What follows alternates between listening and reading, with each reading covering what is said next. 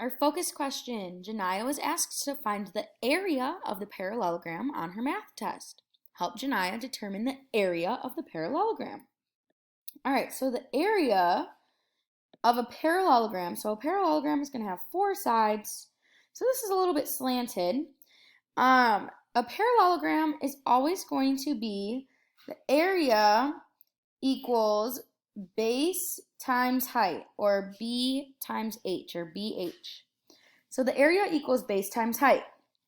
Well, our work would be the area is going to equal, well, the base is going to be 11 times our height, which is 7. Now the height is not this side. The height is always going to be at a right angle. So right angle is that little caret connecting the two heights, or connecting the base and the height.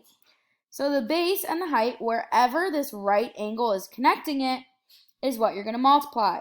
So what two parts the right angle is connecting? So it's the 11 and the 7.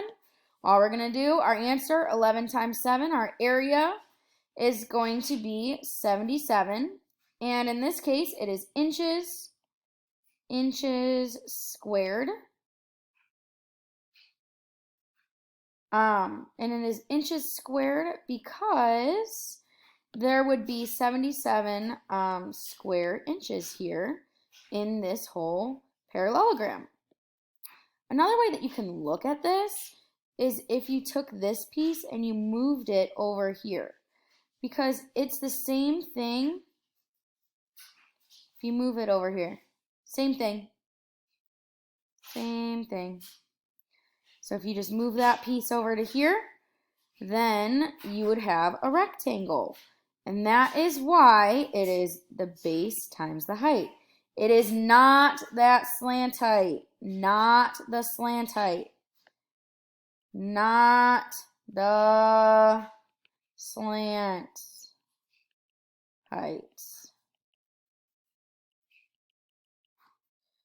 It is just base times height, where the right angle meets.